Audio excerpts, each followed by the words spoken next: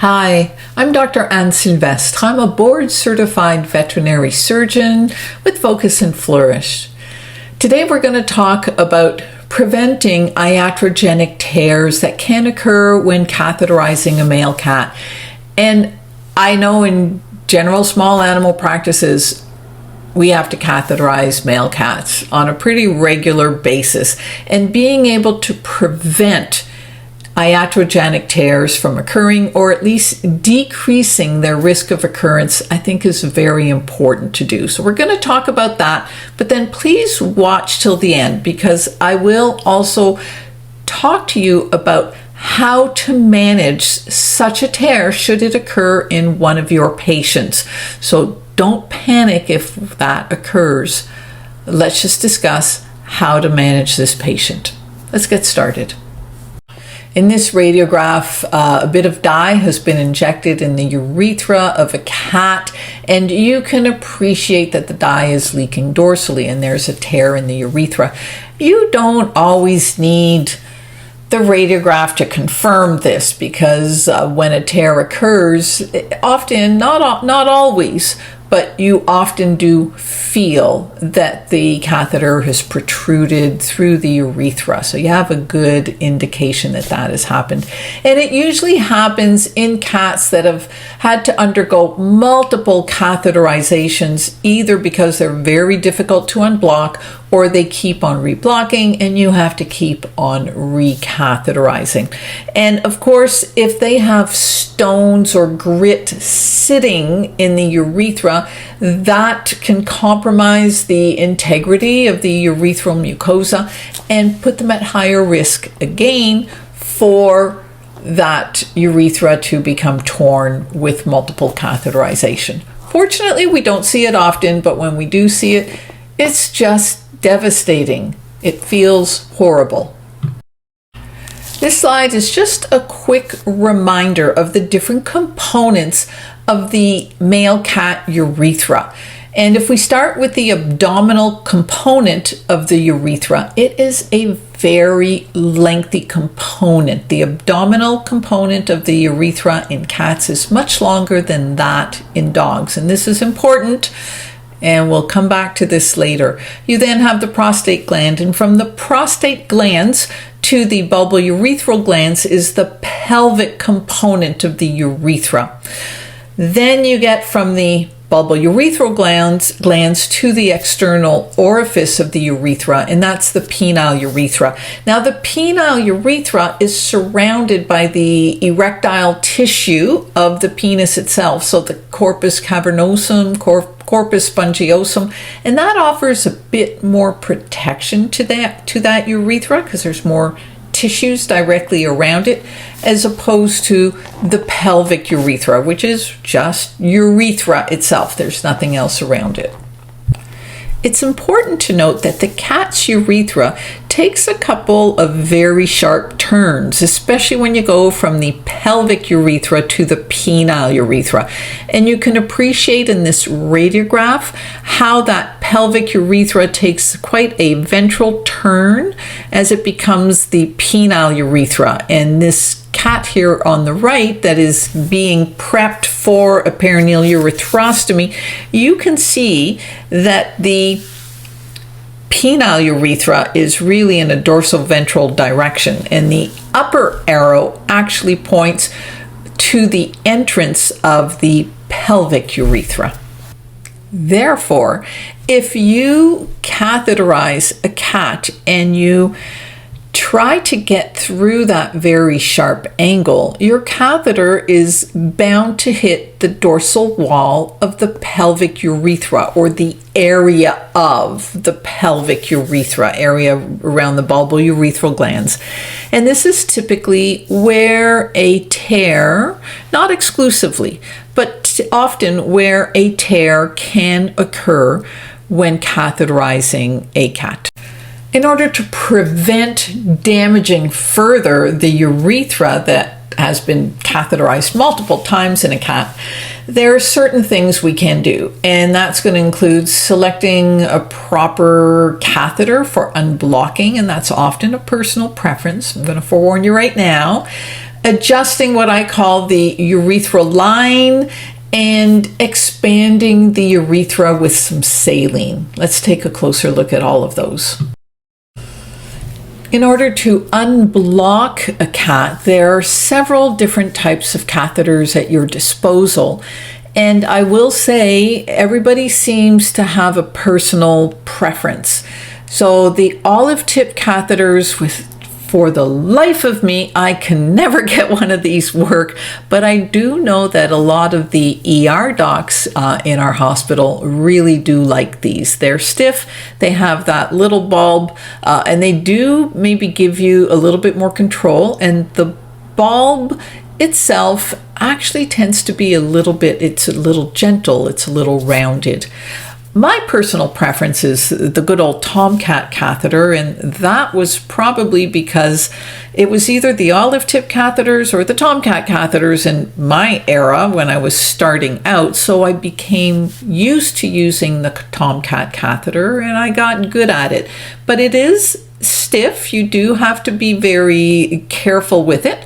And they can kind of bend and form a kink in them, and so be careful. If you're having a hard time, you may want to, get a new catheter.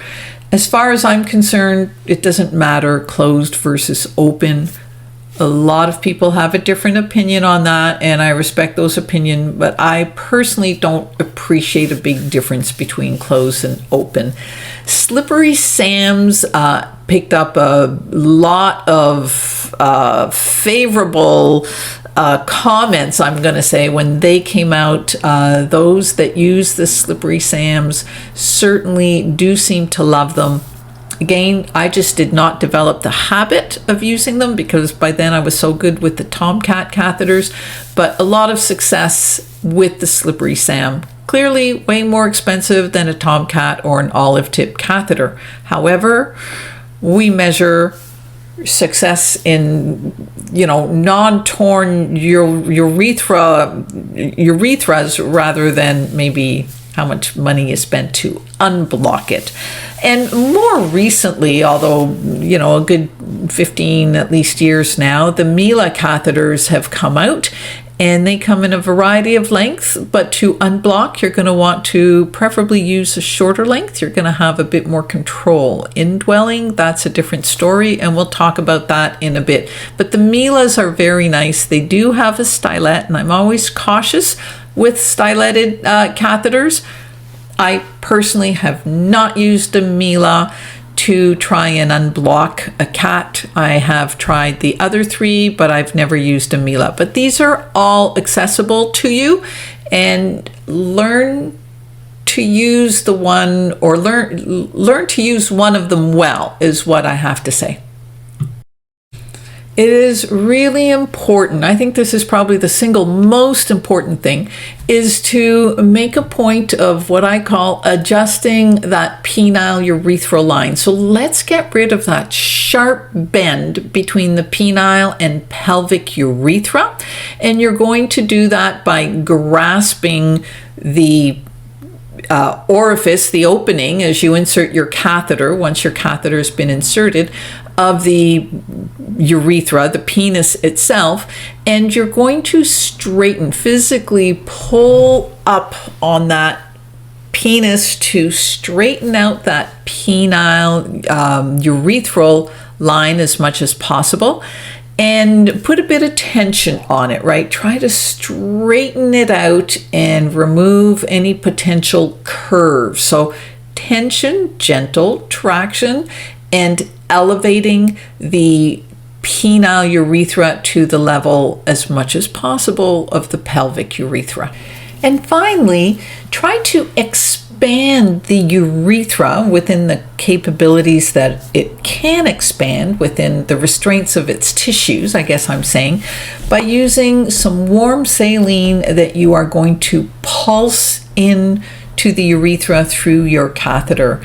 Now, I found this wonderful picture through the Journal of Feline Medicine and Surgery, and you can appreciate, it looks like they have a Mila catheter and a 6cc syringe, and I think you can actually see how beautifully they've been able to straighten out the penile to pelvic urethral line. It looks like they have a pretty straight line there, and a little bit of traction on the penis. You need to do that in order to be able to get the catheter in anyways. The hard part is the further out you are. So the person right now who's controlling the syringe is also controlling the catheter, and it goes without saying that syringe is far, so their controlling hand is far from the tip of the catheter that is within the urethra. So it's just a little bit harder to maneuver or manipulate the catheter and guide it forward as you are pulsing a bit of saline in. So I love the technique. About a 6cc syringe for a cat seems absolutely perfect in my opinion, and you're going to give it a little pulse of saline and try to move the catheter forward just as you follow that saline pulse in. A shorter catheter makes this easier, but having said that, as I said, I use Tomcat catheters and even the Slippery Sams. You're going to get about this length of catheter, so that kind of makes it a little bit more difficult, but not impossible, because this is how we do it. What if you are unfortunate enough to feel that catheter pop through the urethra as you are trying to advance it? There are two options that you have. One, you can manage it conservatively, which I'm going to outline for you right here. Or two, you can do a perineal urethrostomy. We're going to talk a bit more about the pros and cons of doing a perineal urethrostomy in this patient at this time. Let's first look at its conservative management protocol. First, you need to pick the appropriate indwelling catheters. So now we're talking about a totally different group of catheters. Do not use a Tomcat catheter in this cat because it will not reach the bladder, and the catheter must reach the bladder. So it needs to be of adequate length. So if you're going to pick a Mila, pick one of the longer Mila catheters. About a 3.5 French is an adequate size. You could also do a 5 French. 3.5 will do. And you want a catheter that is soft when it's indwelling. So although you may have a stylet to help position it, you're going to want something soft in there. So typically, again, I haven't personally worked with a lot of Milas for this purpose, but I understand they are wonderful. So just because I don't have the experience doesn't mean they're not good. So if you have access to these, give one of those a try, but you can always use a silicone feeding tube. They actually work very nice, or simply a red rubber catheter, and make sure it's a new one if you're in a hospital that has a tendency to keep red rubber catheters, sitting in some solution. This is not the place to use that catheter.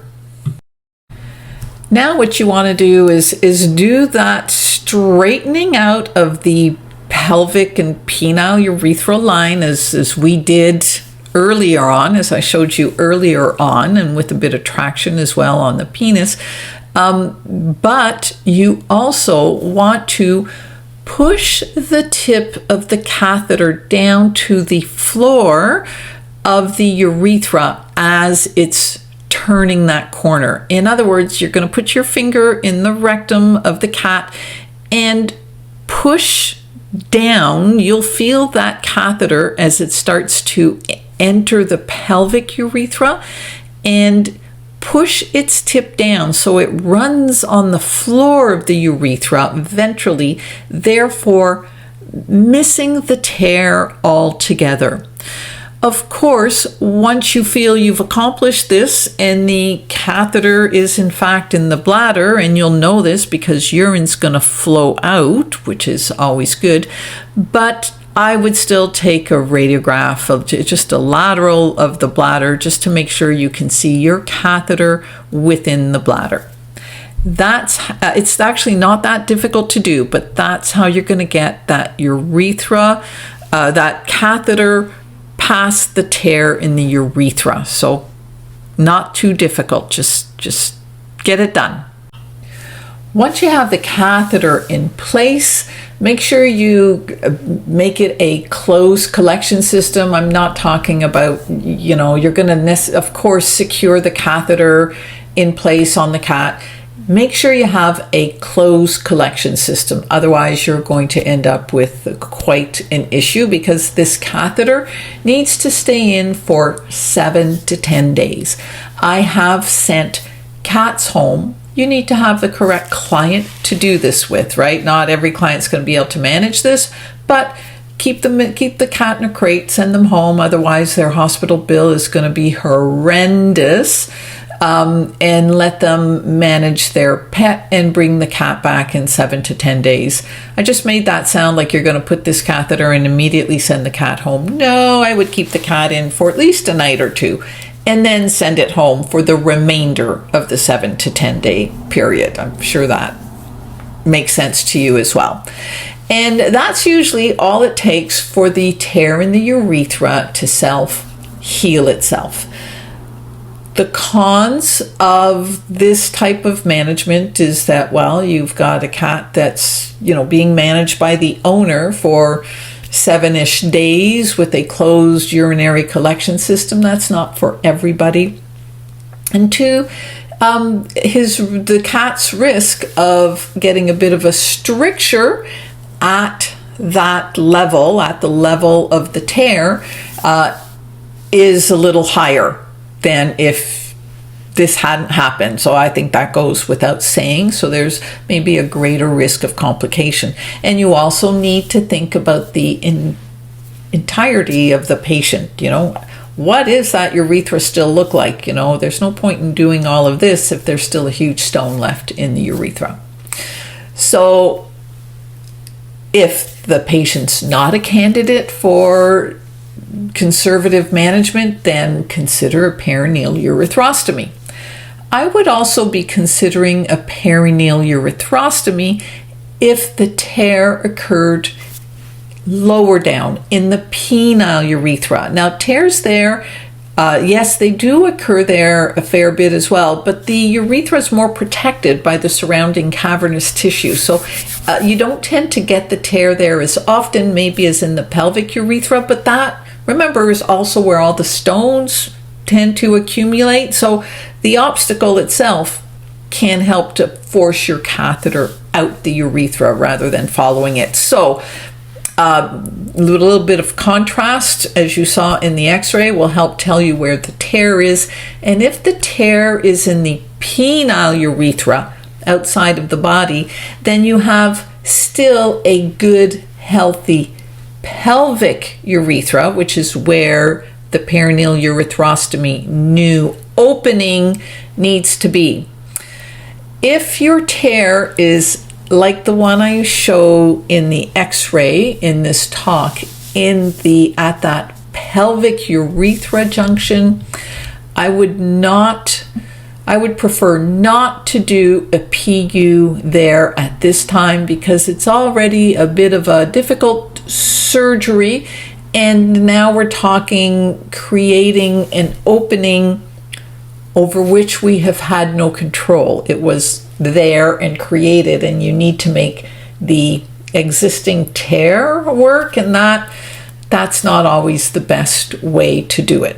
So if I have a tear in the urethra, in the penile urethra, I'm actually going to recommend a PU over this conservative management. But if it's in the pelvic urethra, which is a pretty common place, I would do the conservative management first. Maybe they will need a PU later. Maybe, maybe not. Let the cat tell you. Hopefully, you're never gonna need any of this information that I just gave you. You're gonna stick to the first half of the talk and you're gonna prevent urethral tears. Let's just hope.